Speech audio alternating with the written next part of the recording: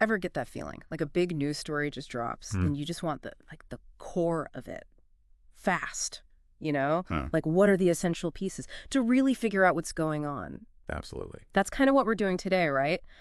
Diving straight into a pretty notable development that just came out of Washington. Yeah. The Trump White House has just pulled back David Weldon's nomination to lead the CDC. Big news. You know, the Centers for Disease Control and Prevention. Right. And this is coming to us initially. Yeah. As you mentioned, it's through a Fox News report. Right. So that's giving us our first glimpse into this whole thing. Exactly. So our mission today is pretty direct. We want to understand why this nomination was pulled so suddenly. Yeah. What were the factors at play based on what we know right now?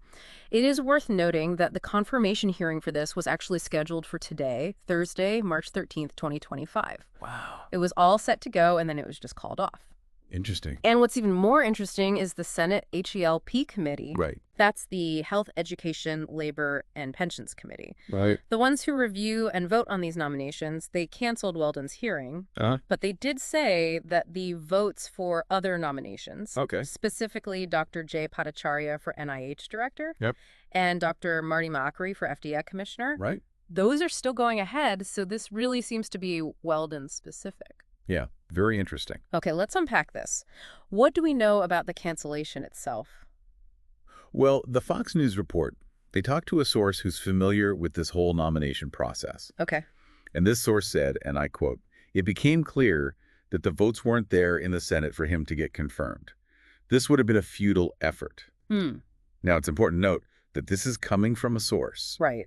There's no official reason given by the White House at this point for pulling the nomination. Right. So no official word yet, which of course leads us to speculate a bit. There's also a slight discrepancy, even in these early reports, about when Weldon himself was informed. Oh, really? The Wall Street Journal, as reported by Fox News, indicated that he was actually unaware. Wow. Until he arrived at the Capitol building today. Oh, my goodness. That's pretty surprising if that's accurate. Yeah, that's pretty wild. However, the Fox News digital source had a slightly different timeline. Okay. They said that he was actually told Wednesday night. Okay. So these differing accounts about when he was notified add a whole other layer to this. It does. So we have a canceled hearing, a likely lack of support, and these conflicting reports of when the nominee was even told. That starts to paint a picture. But to figure out why those votes might not have been there, we need to look at David Weldon himself. Yeah. Who is he, and what kind of background is he bringing to the table? So David Weldon, he's a medical doctor. Okay. Which at first glance you might think, okay, strong qualifications for leading an agency like the CDC, right? Right. He also served as a Republican congressman for Florida for a good number of years. So he does have experience in both medicine and the political arena. However, and the Fox News report highlights this, there is significant controversy around his past statements. Okay. Particularly when it comes to vaccines. All right, let's dig into that. What did he say or do that's raising these concerns? Well, the report points to a statement that he made back in 2007. Okay. In it, he said, and I quote, that there were legitimate questions about possible links between vaccines and childhood neurodevelopmental disorders. And they specifically mentioned autism. Okay. Now, to understand this, important to know that many rigorous scientific studies have definitively shown there's no link between vaccines and autism. Right. So for someone who's being considered to lead the CDC, an agency that really depends on public trust and scientific findings, those past statements can be very damaging to that trust. That's a really good point. The consensus on this is so strong. It is. So for a potential CDC director to have questioned that in the past, that's got to create some serious headwinds for his nomination. It does. At the very least. Yes. And it wasn't just statements. The report also mentions that during his time in Congress, he co-sponsored legislation with a Democrat, Carolyn Maloney, to ban mercury from vaccines. Interesting. While the intention behind something like that might be seen by some as being cautious, it also aligns with concerns that have fueled vaccine hesitancy. Right. Despite the overwhelming scientific evidence about the safety of vaccines today, which don't use mercury as a preservative in the way that was a concern before in some childhood vaccines. So we have these past statements questioning vaccine safety and these legislative actions sort of reflecting those concerns. Now, this isn't happening in isolation. The Fox News report actually draws a really interesting parallel to another recent high-profile nomination. Yes, it does. That also went through the Senate HELP committee. Right. Yeah. They do. Tell me more about that connection. How does what happened with Kennedy help us understand what may have happened with Weldon? Well, during Secretary Kennedy's confirmation, Okay. before that same Senate HELP committee, Yeah. Democrats on the committee repeatedly brought up Kennedy's past claims Okay. that linked vaccines and autism. Okay. They specifically questioned his role as chairman and chief litigation counsel for Children's Health Defense. Okay. This organization has a history of advocating against vaccines Right. and has even filed lawsuits against the federal government on these very grounds. Wow. They pointed to specific instances of misinformation spread by his organization Okay. and his personal amplification of those views. This was a clear sign of concern within the committee about anyone for a top public health position holding views contrary to established science on vaccines. So the vaccine skepticism thing was a major point of scrutiny, even with the person who actually became the HHS secretary. That's a big deal. It sounds like that same opposition probably came back even stronger with Weldon's nomination to lead the CDC, I think that's a safe bet.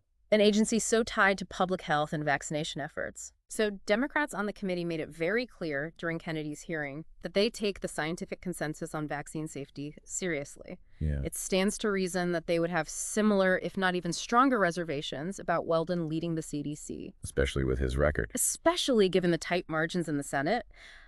A lack of support from just one party could be enough to sink a nomination. Easily. Okay, so let's put it all together. We have Weldon's CDC director nomination suddenly withdrawn.